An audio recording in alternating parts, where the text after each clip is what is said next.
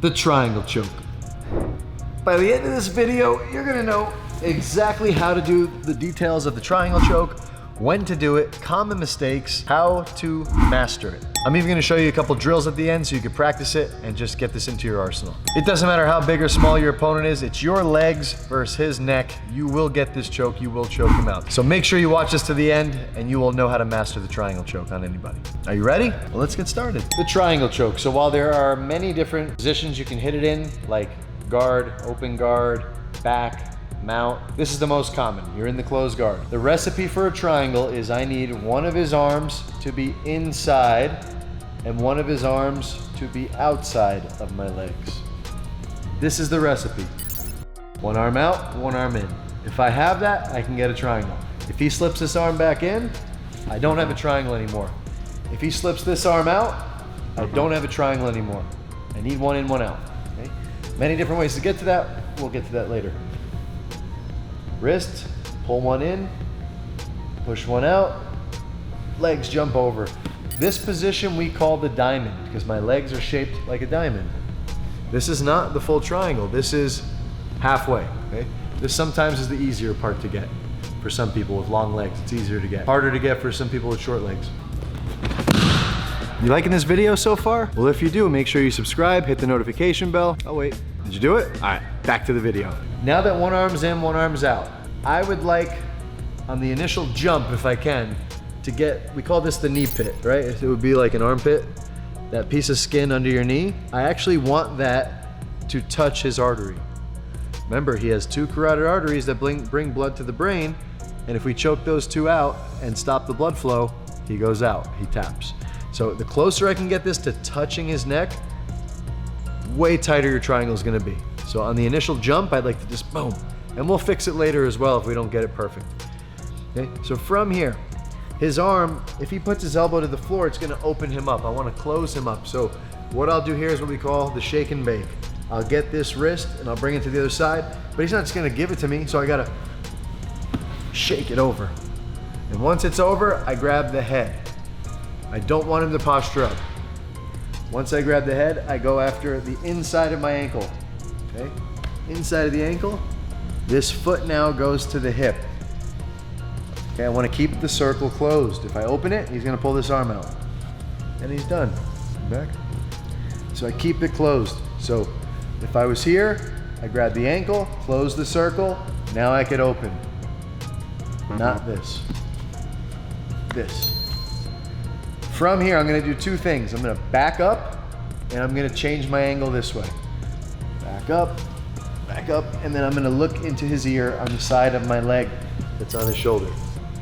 Oh, that's where I'm tightening my knee pit into his neck better. And I wanna make sure my ankle comes over his shoulder, not down his back. Oh. Now and only now do I kick my leg straight up, kick it over. These toes wanna be pointed back. This foot wants to be out. Now that I have everything in place, my two hands go to his head. I squeeze my knees together. They come together. Cam is very thin in this area, so I really need to get this tight. I really need to get my knees together to get that crunch that I need to tap them. So picture right now there's a box, okay? My legs are the walls, my hips are the floor, and my hands on top of his head are the ceiling. I wanna close in that box and I wanna crunch it to nothing. So how do we close the walls in? My knees come together. How do we close the ceiling in? We pull his head down. How do we close the floor in? We raise our hips. We do all these together and we get a tap. Why? Because my legs are biting into this artery and my inner thigh is pushing his shoulder into his other artery, and the contraption called the triangle choke I'm using is making all this happen on the sides. When I raise my hips and pull his head down, it just suffocates him into the choke even more. Here's your tap. So now you have it all locked up and in, and you think everything's right, but he's not tapping and he's not going out. It's probably one of these common mistakes. So number one, your knee pit is not tight to the neck. There's a big hole here. And you can actually see, because you fit your hand in it. Okay? You don't want that space. You want it tight. Second thing that I see a lot is people aren't getting their foot in the knee pit of this knee, like a figure four. They're staying here. You can't get a very good squeeze here. Like it's really hard. You gotta get this into here. Your ankle has to fit into this knee pit groove, toes pointed back. Number 3 mistake is their leg is all the way down the back. We want to get it over the shoulder, so we got to adjust.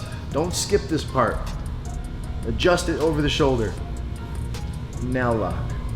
And then finally, the last mistake is people just squeeze their muscles. You got to squeeze your knees together. So if Cam wasn't here, it looks like this. Everybody does this and tries to bring their heel down and squeeze this muscle. It's not that at all, it's this. If something's in here and I want to crush it, I got to squeeze my knees together. Steady pressure. Boom, boom, everything's in.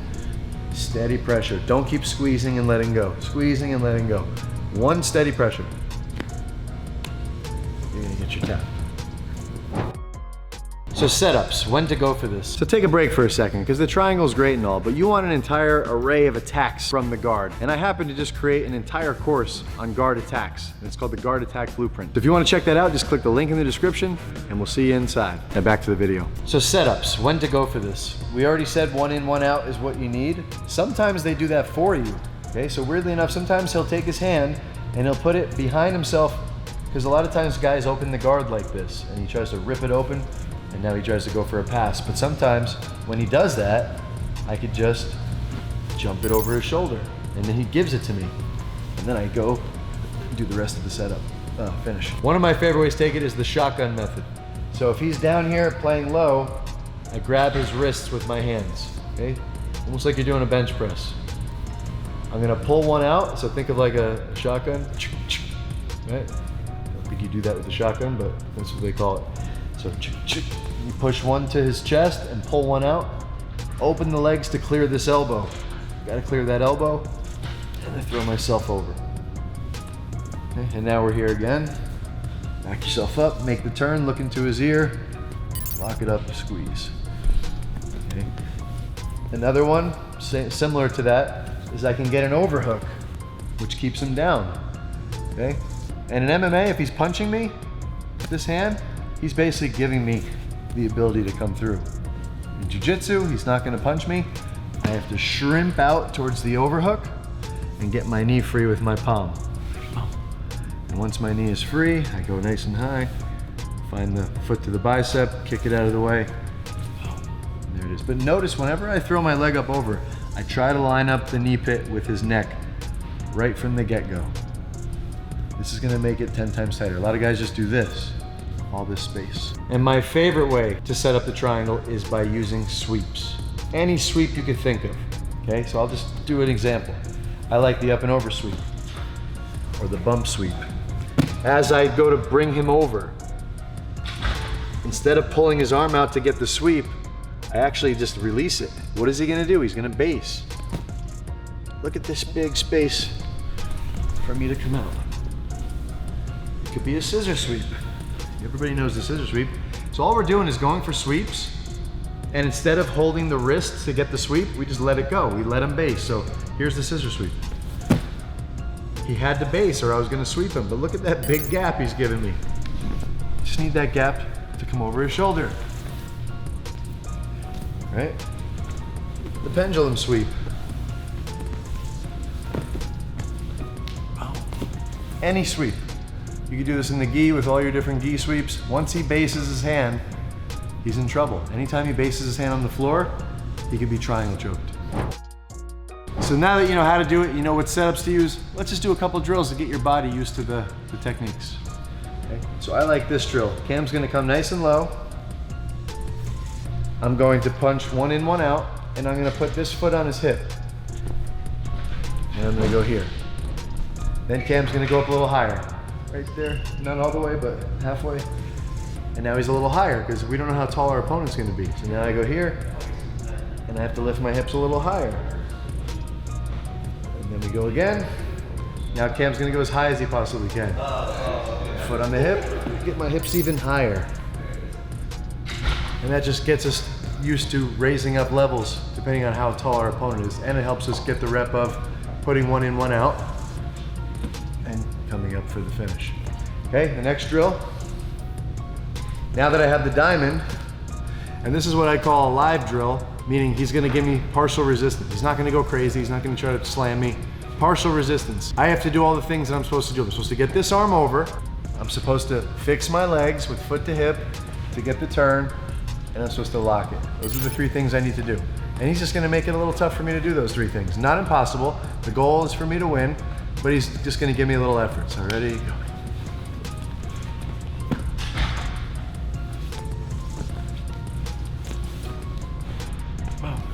And we do that, and maybe next time he tries to pull an arm out. Maybe next time he tries to put the other one in. And he just gives me a little bit of trouble while I'm doing this. It's like facing a resisting opponent. And then when you go in against your opponent in the match, it's gonna be no different than that. He'll just be trying a little bit harder. But these are the triangle drills that I would do. Again, the triangle is so great is because you're using the strongest part of your body, your legs, against his little neck and arm. Doesn't matter how big they are, how strong they are, once my legs go around their body and I squeeze, they are gonna go out as long as the technique is correct. Make sure you like, subscribe, hit the notification bell, and I'll see you on the next video.